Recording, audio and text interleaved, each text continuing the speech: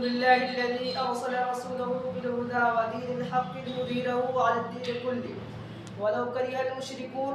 أحمده سبحانه له الملك وله الحمد وإليه ترجعون. والصلاة والسلام على سيدنا محمد وعلى آله وصحبه أجمعين.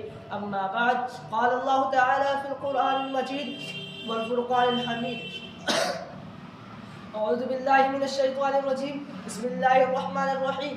وما أرسلناك إلا رحمة للعالمين.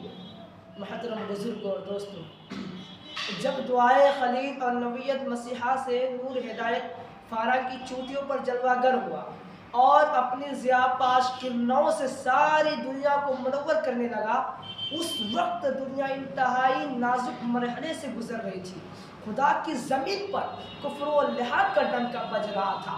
اس نازک دور میں خدا کے آخری رسول صلی اللہ علیہ وسلم نے دنیا والوں کو رشد و ہدایت، فلاح و بہبود کا راستہ دکھایا، ہلاکت و ضلالت کے عامی کار سے نکال کر کامیابی و کامرانی سے ہمکنار کیا، دنیا کو ایک نئی زندگی عطا کی۔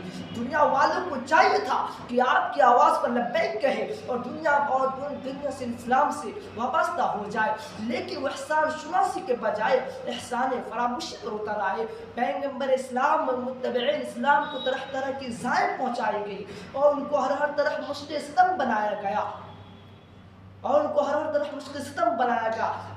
آپ کے راستے میں کانٹے بچھائے جاتے، آپ کی باتوں کا مذاق اڑایا جاتا، نماز کے عالم میں گردن مبارک میں چادر کا پھندا لگایا جاتا، اونٹ کی اوجھی رکھ دی جاتی اور اسلام لانے والوں کو بری طرح زور کوٹ کیا جاتا، انہیں مکہ کی گلیوں میں گھسیٹا جاتا، انہیں اسلام سے برگشتہ کرنے کے لیے ظلم و ستم کے تمام حربے استعمال کیے جاتے تھے۔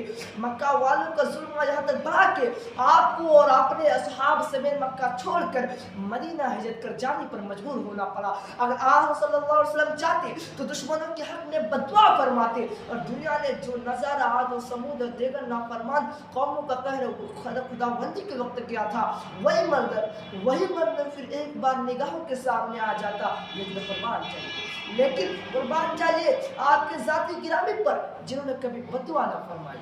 طائف کا بازار ہے، چاروں طرف سے اوباش لڑکے رسول خدا پر پتھر برسا رہے ہیں، اس میں زخموں سے چور چور ہے، پورا بدن لہولوان ہے۔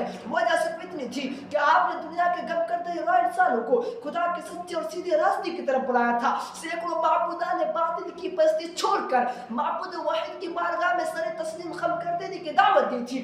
آپ کسی کے دشمن نہیں تھے، آپ نے کسی پر زبردستی نہیں کی تھی، کسی کے مال و دولت پر قبضہ نہیں کر لیا تھا۔ ہاں، صرف دل میں ایک لگن تھی، ایک طلب تھی کہ ساری دنیا خدا واحد کے سامنے جھک جائے، دنیا سے تاریخ کے بادل چھٹ جائے، پوری کائنات نور اسلام سے جگمگا اٹھے، ہر زبان خدا کے ذکر سے